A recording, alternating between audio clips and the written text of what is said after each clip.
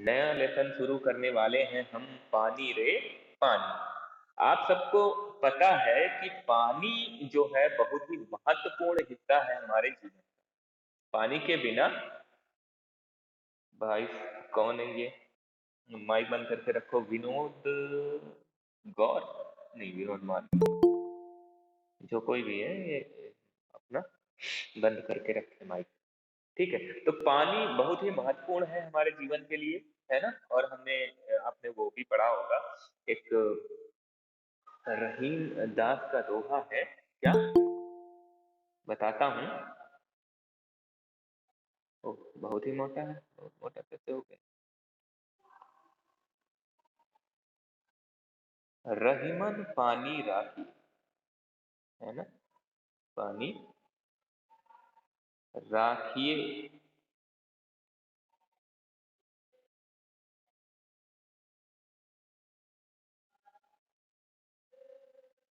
बिन पानी सब तुम, है ना। ऐसे करके एक दोहा है। पानी गए न उबरे, मोती मानत चून। ठीक है।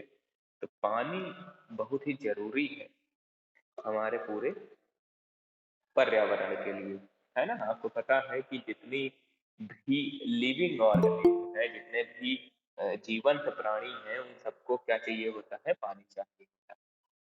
ठीक है। हम्म। बोलिए बेटा। हम्म।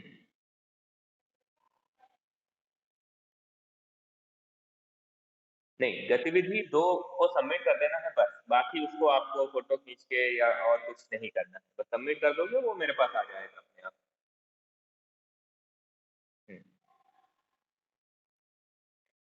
Janhvi Soni, okay Janhvi Soni, you are present. Good morning.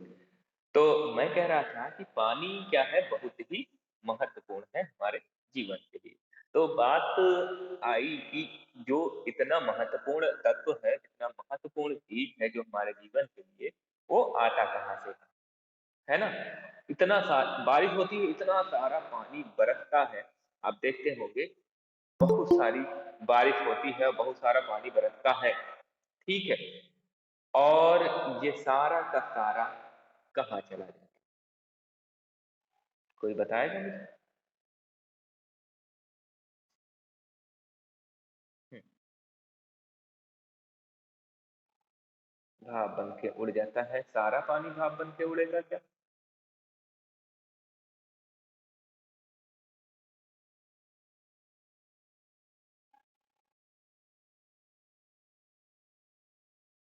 देखो, होता क्या है कि जब बारिश होती है ना, क्या होती है? बारिश होती है, ठीक है, बहुत सारी। तो जो लैंड है, लैंड सरफेस पे ये आके बूंदे गिरती हैं। तो क्या होते हैं, लैंड सरफेस बराबर तो है नहीं हर जगह। ऐसी तो है नहीं कि फ्लैट है, फ्लैट नहीं है। ये कैसी है?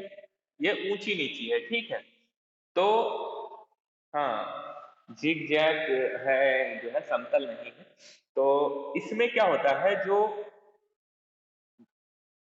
हाँ निचले हिस्से हैं जमीन के, वहां पानी जमा हो जाता है, वहां इकट्ठा हो जाता है, वहां पर पानी इकट्ठा हो जाता है। एक तो ये है ना। ये माइक बंद कर ले, माइक बंद कर ले। हमेशा पाठक, ओके। ये ज्ञानेंद्र, हाँ। तो क्या है, ये पानी जमा हो जाता है, एक तो ये बात हो गई। तो जो पानी जमा होता है, वो क्या होता है, जमीन रिसता जाता है जमीन के अंदर। और रिसता जाता है तो जो सैंड पैक है, सैंड पैक में इकट्ठा हो जाता है। ठीक है। और चट्टाने हैं नीचे, आपको पता होगा कि नीचे चट्टाने भी हैं, चट्टानों के बीच में जो जगह है वहां इकट्ठा हो जाता है। तो पानी नीचे इकट्ठा हो जाता है, एक तो ये। लेकिन ये जो लैंडफिल्स हैं, जो जैसे तालाब हो गए, झीलें हो गई, इनमें सारा पानी नहीं आ सकता ना। जो बारिश का सारा पानी इनमें नहीं आ सकता है। तो फिर क्या होगा, ये पानी और आगे बढ़ेगा। पानी आगे बढ़ेगा और कहाँ, गुड मॉर्निंग बेटा, ये नदियों में जाएगा। कहाँ जाएगा? गुड मॉर्निंग, नदियों में जाएगा। अब नदियों में पानी जो है वो भी रिसेगा और कहाँ आएगा? नीचे सैंड पैक में और नीचे चट्टानों के नीचे। लेकिन फिर भी ये सारा नहीं नीचे जाएगा, ये रिसेगा क्योंकि हाँ, ये बहता जाएगा और जाके कहाँ जाएगा? महासागर में गिर जाएगा। ठीक है, ठीक है। अब देखो, अब क्या हुआ कि बारिश हुई और सारा पानी नीचे गिरा। कुछ तो जमीन के नीचे चला गया, कुछ इसमें भरा हुआ रह गया, कुछ जो है सागर में चला गया। सारा पानी खत्म। अब बात आई कि ऊपर पानी कहाँ से आता है? बादलों को पानी कहाँ से मिलता है?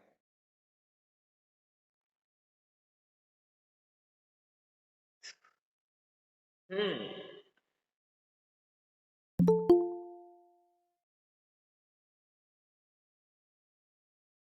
हम्म। हाँ, तो अभी देखो कहाँ कहाँ पानी रुक गया है। पानी हमारा तालाब में, बड़ी झीलों में, नदियों में और महासागरों में रुक जमा हो गया है। ठीक है, ये सारा जो खुली सतह वाला पानी है, कैसी सतह वाला? खुली सतह वाला पानी जो है, जिसपे डायरेक्ट क्या होती है? सूरज की किरणें पड़ती हैं, वो सारा पानी क्या होता है? भाप बनकर ऊपर उठता है, वाष्पन हो जाता है। इसका क्या हो जाता है? वेपोराइजेशन, वाष्पन। तो ये सारा पानी ऊपर उठता है भाप बनकर, और भाप, हाँ बिल्कुल, इसको जल चक्र बोलते हैं, वाटर साइकिल यानी जल चक्र। ठीक है, तो जल चक्र ही पढ़ने वाले हैं आज हम। तो ये सारा पानी चला गया ऊपर, ऊपर चला गया कहां से? नदियों से, तालाबों से, झीलों से और महासागरों से, है ना? फ्रॉम द रिवर, पॉन्ड्स और लेक्स एंड ओशियंस। ठीक है, इन सब जगह से ये सारा पानी ऊपर जाएगा, है ना? और ऊपर क्या है, आपको पता है कि जो हमारी अर्थ है, अर्थ, इसमें जैसे जैसे ऊपर जाओगे ठंडा होता जाता है। कैसा होता जाता है? ठंडा होता जाता है। इसीलिए आप देखोगे कि जो पहाड़ होते हैं, पहाड़ों पे हमेशा बर्फ जमी रहती है। जो बहुत ऊंचे पहाड़ होते हैं उन पर बर्फ जमी रहती है, जैसे हिमालय पर, है ना? क्योंकि ऊपर ऊपर क्या है? ठंडा है। तो ये भाप बन के ऊपर तो उड़ गया सारा पानी, सारा का सारा पानी भाप बन के ऊपर उड़ गया, लेकिन वहां है ठंडा, वहां ठंडा है, तो ये भाप क्या है? संघनित हो जाती, इकट्ठा हो जाती, कंडेंसेशन हो जाता है इसका। ठीक है, तो इकट्ठा हो गई। अब जब भाप इकट्ठा होती है, उनको हम क्या बोलते हैं? उनको बोलते हैं बादल। क्या बोलते हैं? बादल, क्लाउड, है ना? ऊपर जाके इकट्ठा हो जाती है वाष्प, तो उसे ही हम बोलते हैं बादल। ठीक है, हाँ बोलो। शख्स,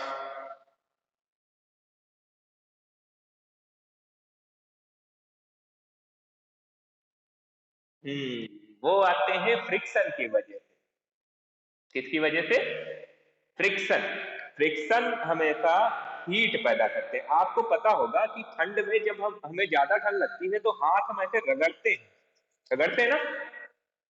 और हाथ, हाथ कैसे हो जाते हैं? गरम, गरम हो जाते हैं। तो ये किस वजह से हो रहा है? फ्रिक्शन की वजह से, घर्षण की वजह से, रगड़ने की वजह से।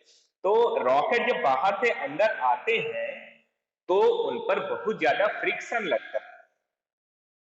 हाँ, स्पीड की वजह से फ्रिक्शन ज्यादा लगता है, स्पीड की वजह से फ्रिक्शन ज्यादा लगता है। आप तेजी से हाथ रगड़िएगा तो बहुत जल्दी गर्म हो जाएंगे हाथ, है ना? ये चीज तो, हाँ, वो फ्रिक्शन की वजह से है। और दूसरा ये भी है कि टेम्परेचर डाउन होता है, डाउन होता जाता है, डाउन होता जाता है। फिर बाद में लेवल आता है, स्टेबल हो जाता है, वहां पर रुक जाता है। तो जब आप लेयर्स पढ़ोगे एटमॉस्फेयर की, है ना, एटमॉस्फेयर की लेयर्स पढ़ोगे तो आपको ज्यादा क्लियर हो जाएगा कि कहां पर कैसा टेम्परेचर रहता है। ठीक है। हम्म। तो बात हो गई कि वहां टेम्परेचर है ठंडा, ऊपर टेम्परेचर है ठंडा, तो बन गए क्लाउड। क्लाउड बन गए तो क्लाउड ऐसे ही नहीं कि क्लाउड बन गए और बारिश होने लग गई, नहीं। क्लाउड जब डेंस हो जाते हैं, बादल जब घने हो जाते हैं, सघन हो जाते हैं, कैसे हो जाते हैं? घने, सघन। सघन मतलब घने, है ना। घना तो जानते हो ना, घना मतलब क्या होता है?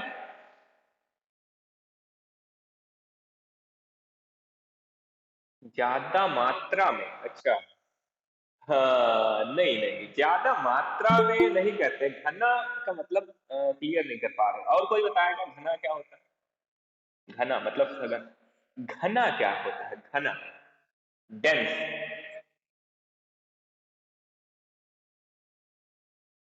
नहीं,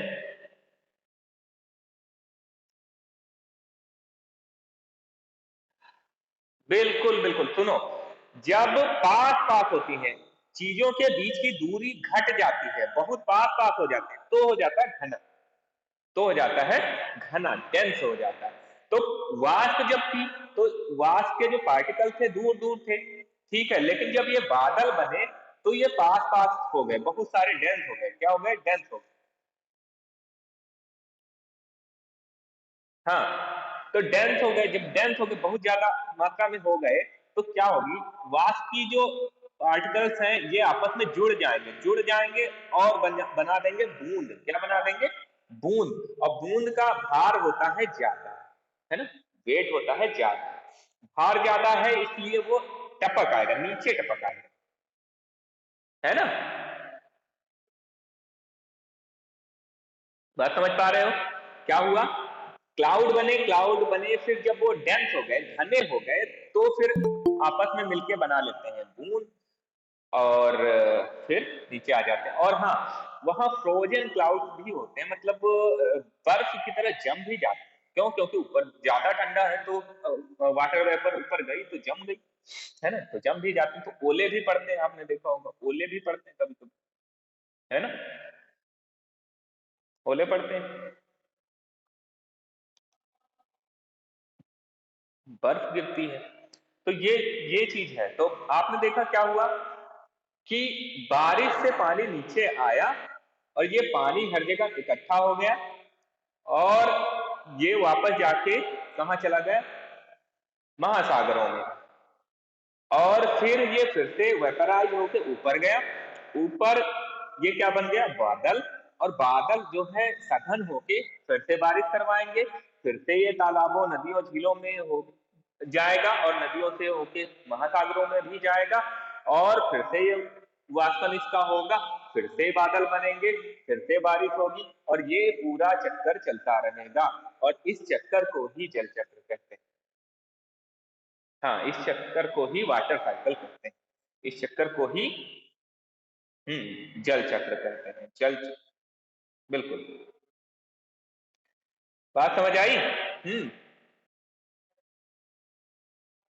ये कोई कुछ बोल रहा है। हम्म। ये सर कह के रुकिए मत। हाँ, पूछिए पूछिए।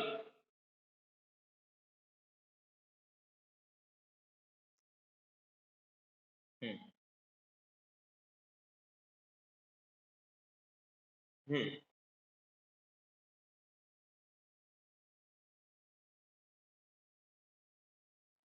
हम्म। बिल्कुल बिल्कुल। It is because of surface tension. Surface tension की वजह से वो गोल हो जाती है। सरफेस टेंशन क्या है, ये मैं शॉर्ट में एकदम सरल भाषा में बता देता हूँ कि हर चीज में क्या होती है? ऊर्जा होती है। क्या होती है? ऊर्जा होती है। हमारे अंदर भी क्या है? ऊर्जा है। ऊर्जा है। तो ऊर्जा लॉस नहीं करना चाहता कोई, ऊर्जा को लॉस नहीं करना चाहता है, तो वो क्या करता है? ऊर्जा लॉस कब होगी? कब कम लॉस होगी ऊर्जा? जब आपका जो बाहर का सरफेस है ना, सरफेस जो है, ठीक, वो होगा कम। तो सरफेस कम होता है स्फेयर का, स्फेयर का सरफेस सबसे कम होता है।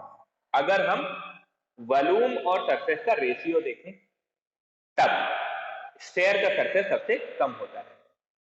उतने ही वॉल्यूम का आप क्यूबॉइड ले लो, उतने ही वॉल्यूम का क्यूब ले लो, या उतने ही वॉल्यूम का सिलेंडर ले लो, उन सब में, है ना, स्फेयर का सरफेस सबसे कम होता है, सरफेस एरिया। जितना सरफेस एरिया कम होगा उतना ही क्या है, एनर्जी लूज कम करेगा। आप ठंड के दिनों में ऐसे सिकुड़ के बैठ जाते हैं, है ना, हाथ पैर सब एक साथ इकट्ठा करके। क्यों? क्योंकि सरफेस एरिया कम हो जाएगा तो एनर्जी कम लूज करोगे। तो ये क्या होता है, जो पृष्ठ है, पृष्ठ पूरा मतलब उसके चारों ओर का, वो अंदर की तरफ खींचता है, जिससे क्या हो, सरफेस कम हो जाए। और सरफेस कम करने के लिए वो गोल हो जाती है ना? और ऐसी सी भी बूंद आपने देखी होगी, ऐसी सी नहीं देखी? तो वो तो कौन लेट है भाई? अमीषा पाठक। अमीषा पाठक लेट हैं, लेट नहीं होना है आपको। पता है आपकी क्लास सबसे, ऐसी भी बूंद होती है, इस तरह की भी बूंद होती, नहीं देखी क्या? हाँ वेदिका, पता है मुझे, देख लिया मैंने। हाँ,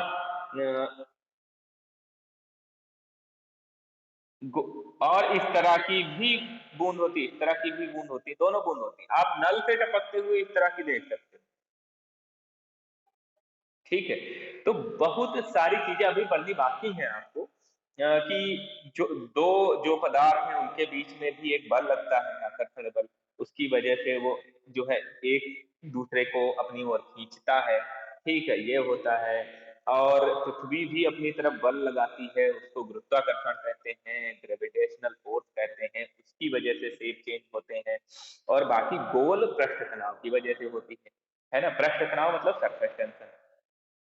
तो ये सारी चीजें आप अच्छे से पढ़ने वाले हो आगे की क्लासों में, आगे की क्लासेस में। और दूसरा ये भी है कि हिंदी हम पढ़ रहे हैं तो बहुत ज्यादा दूर नहीं जाना चाहिए हमें हिंदी से, है ना। नहीं तो मैं सारा समझा भी देता आपको, फिजिक्स मैंने पढ़ रखी है तो समझा देता। चलिए आगे बढ़ते हैं। ठीक है, तो सरफेस टेंशन नहीं पढ़ेंगे अभी, सरफेस टेंशन का नंबर आएगा तो सरफेस टेंशन भी आप पढ़ोगे, या अलग से पढ़ सकते हो, अलग से पढ़ सकते हो। ठीक है। तो बात तो यहाँ पर पानी की हो रही थी, है ना, कितना हुआ लिया बीच में पानी की बात। बोलो बेटा।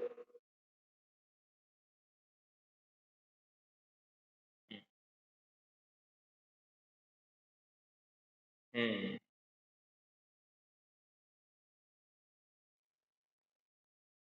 हम्म तो वो भी गोल होनी चाहिए। हम्म आप ऊर्जा बचाने की बात बताऊं तो आपने भी ऊर्जा बचाई है, और आपने जो है आंसर बहुत शॉर्ट लिखे हैं, है ना। क्यों समझ,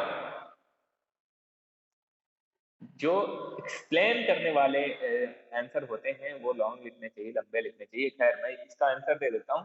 क्या होता है, जो ग्रेविटेशनल पुल है ना, जो गुरुत्वाकर्षण खिंचाव है, जो बल है, वो पृथ्वी के पास ज्यादा लगता है।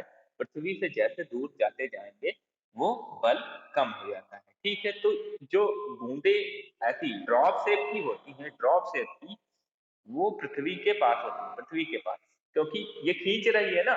तो जो मास है, जो ज्यादातर हिस्सा यहाँ आ जाता है, ऊपर कम बचता है, इसलिए इस शेप की हो जाती है। पृथ्वी से ज्यादा ऊपर देखोगे तो ये राउंड रहेगी। जैसे जाते जाओगे ये छोटा, फिर और छोटा, फिर धीरे धीरे करके राउंड हो जाता, ऊपर राउंड रहती, नीचे नीचे यहाँ पर आप टपकते हुए बूंद को देखोगे तो वो ड्रॉप शेप की दिखेगी। और हाँ, कुछ चीजें और भी हैं जो जिन पर निर्भर करता है, जैसे जो ड्रॉप है, हर लिक्विड की ड्रॉप अलग अलग तरह की होती है। जैसे पानी की बूंद देखोगे वो अलग तरह की होगी, उसका शेप दूसरा होगा।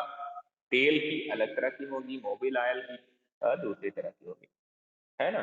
तो ये भी है, तो बहुत सारी चीजें मैटर करती हैं कि कहाँ पर जो है बूंद है ना, और उसकी हाइट कितनी है पृथ्वी से, और किस पदार्थ की बूंद है वो, किस लिक्विड की बूंद है ना। ठीक है। समझ समझ आया। हम्म। ठीक है। चलिए आगे देखते हैं। तो बात कर रहे थे कि पानी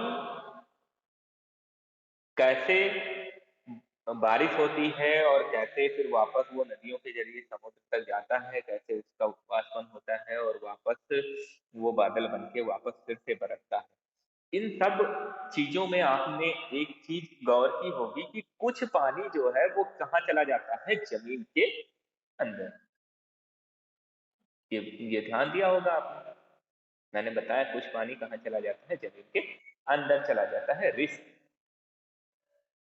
तो पहले क्या था, जब हमारे पास ट्यूबवेल नहीं थे, जब हमारे पास ये समरसेबल नहीं थे, जब हमारे पास कुएं, हाँ कुएं नहीं थे, तो हम ग्राउंड वाटर जो है, जो रिस के पानी नीचे चला गया है, उसको यूज नहीं करते थे। तो वो वैसा का वैसा वहां पड़ा रहता था, है ना, नीचे ही पड़ा रहता था।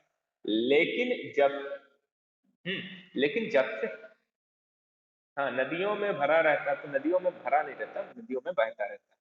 ठीक है, नदियों में बहता रहता है और तालाबों में भरा रहता है। तो वो जमीन के नीचे का पानी, वो वैसा का वैसा, तालाब में पानी भरा रहता है, बिल्कुल। नीचे का पानी हम नहीं निकालते थे और वो वैसा का वैसा था। फिर आए कुएं, कुएं बने, तो लोगों ने नीचे का पानी पीना शुरू किया और ऐसे जगहों पर भी रहना शुरू किया जहां नदी और तालाब नहीं है ना। नदी और तालाब नहीं है, यस नदी ही तालाब है तो वो जल्दी सूख जाते हैं। ऐसी जगहों पर भी लोग रहना शुरू कर दिए। पहले लोग कहाँ रहते थे, जहाँ नदियां हो और जहाँ लगातार पानी मिलता रहे होंगे, ऐसी ही जगहों पर रहते थे। फिर जब कुएं हो गए तो फिर रहना आसान हो गया, है ना, रहना आसान हो गया, हर जगह कुआं खोद लिए और पानी साल भर पूरा वर्ष मिलता रहा। अब जब धीरे धीरे प्रगति और ज्यादा हुई, तो लोगों ने ट्यूबवेल बनवा लिए। अब ट्यूबवेल में क्या है कि मशीन से पानी निकाला जा रहा है। जब कुएं से निकाला जा रहा है तो हाथों से निकाल रहे हैं, मेहनत पड़ रही, कम निकाल रहे हैं। लेकिन जब से मशीनों से पानी निकालना शुरू किया, तो भाई बहुत ज्यादा पानी। अब बटन दबा, अभी क्या है तुम्हारे पास, समर्सिबल लगा, बटन दबा और पूरा भर गई, टंकी भर गई, और टंकी भरने के बाद भी चलाए जा रहे हैं, चलाए जा रहे हैं, चलाए जा रहे हैं। क्यों? क्योंकि खुद को तो मेहनत पड़ नहीं रही है। तो इस तरह से बहुत सारा पानी अब क्या हो रहा है, यूज भी ज्यादा हो रहा है। अब नहाने नहाने में एक बाल्टी, पहले एक बाल्टी पानी में नहा लेता था इंसान, अब 2 बाल्टी नहा रहा है, 3 बाल्टी नहा रहा है ना। और बर्तन धोने में कब, मेरी आवाज सही आ रही है बेटा, एकदम सही आ रही है।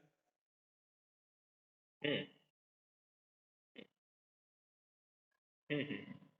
तो अभी क्या कर रहे हैं, पानी का एक्सेस यूज कर रहे हैं, ज्यादा प्रयोग कर रहे हैं, या यूं कहें दुरुपयोग कर रहे हैं, है ना। जहां पानी की जरूरत नहीं है, कम पानी की आवश्यकता है, वहां भी हम अधिक पानी बहा रहे हैं। तो अब क्या होगा, इसकी स्पीड होती है। आपको पता है कि ये मान लो ग्राउंड हो गया, ये ग्राउंड हो गया, ठीक है। अब पानी इस पर गिरा, पानी गिरा, तो नीचे जो जाएगा, पूरा का पूरा पानी थोड़ा नीचे जाता है, नीचे जाता है थोड़ा पानी, थोड़ा पानी जाता है और एक धीमी गति से जाता है, धीमी गति से नीचे जाता है। तो भाई, और खींचने के लिए तुमने मशीनें लगा रखी है, तो खींच के बाहर किए दे रहा है। तो खींच तेज रहे हो, और नीचे जो जा रहा है वो जा रहा है धीरे। ठीक है, तो भाई जब धीरे जाएगा, तेज से खींच लोगे तो नीचे पानी नहीं बचेगा। बचेगा क्या? क्यों नहीं बचे? तो वाटर स्कैर्सिटी,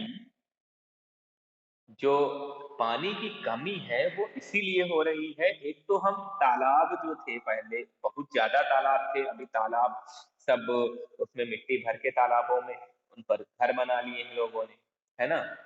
घर, फैक्ट्रियां, ये सब बना लिए, तो तालाबों की संख्या भी कम हो गई। तालाब होते थे उसमें पानी भरा रहता था पूरा साल, तो रिश्ता रहता था, तो पानी ज्यादा, वाटर रिचार्ज होता जाता था। हाँ, अब कुएं में पानी नहीं आता।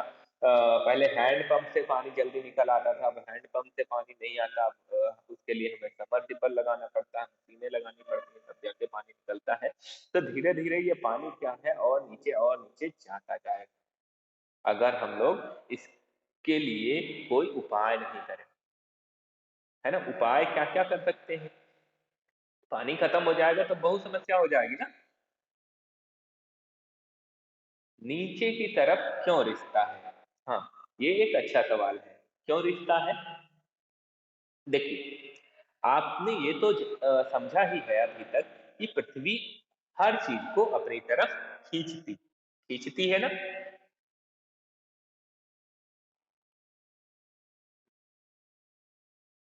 खिंचाव कहाँ से आता है? तो यही मैंने कहा है कि दो कोई भी दो बॉडी है, दो क्या है, वस्तु है, वो उनमें हमेशा बल लगता है, आकर्षण बल लगता है। ये दो चीजें हैं, है ना? ये भी एक दूसरे को खींचती, हर चीज एक दूसरे को खींचती। अब बात आई, क्यों नहीं खींचती धरती उसे? ये बात अच्छा, हम्म पतंग, पतंग देखा आपने? पतंग, पतंग क्यों उड़ती? पतंग क्यों? हाँ, मतलब ये कि मान लो तुमको कोई अपनी तरफ खींच रहा हो, तो उतना ही बल तुम उसको खींचने में लगा दो, तो क्या वो तुमको खींच पाएगा? नहीं खींच पाएगा। तो यही होता है एरोप्लेन और काइट और जितनी भी उड़ने वाली चीजें हैं, जितना बल उसको अर्थ खींचने में लगाती है, उतना ही बल वो ऊपर उठने के लिए लगाते हैं। तो दोनों क्या हो गए? कैंसिल हो जाते हैं बल, तो अर्थ उन्हें नहीं खींच पाती। हम्म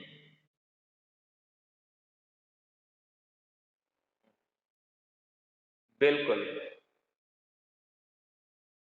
उस बिल्कुल बिल्कुल, वो बैलेंस करते हैं, दोनों फोर्स को, दोनों बलों को बैलेंस। उड़ कैसे जाता है? क्योंकि एरोप्लेन और ज्यादा बल लगा देता है। देखो, ऊपर उठने के लिए पृथ्वी जितना बल लगा रही है उतना लगाओगे, तो जहां पे हो वहां पे रहोगे। उससे और ज्यादा लगा दोगे तो ऊपर उठने लगोगे, है ना? पानी में तैरते देखा लोगों को, पानी में भी जो है पृथ्वी नीचे नीचे खींचती है, लेकिन अगर आप उतना बल लगा दो, कितना, जितना पृथ्वी नीचे लगा रही है, तो पानी के ऊपर आप तैरते रहो, है ना? ये चीज है।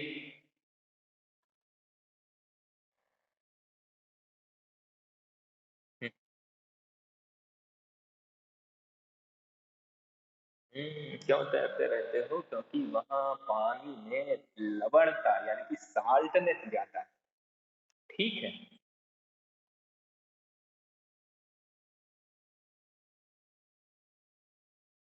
हम्म क्या हो गया?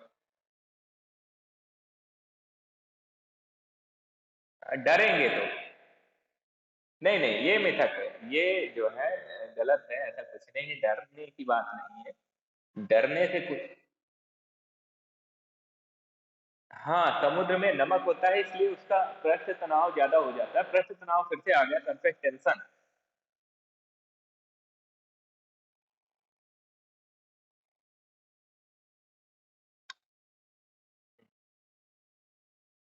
सुनो तो मेरी बात। अभी डेंसिटी की बात मैंने की, डेंसिटी, है ना? डेंस यानी कि सघनता की, घनेपन बात की ना मैंने, घनेपन की बात की। हाँ, टाइम हो गया है। अब बाकी की चर्चा अगली क्लास में करेंगे।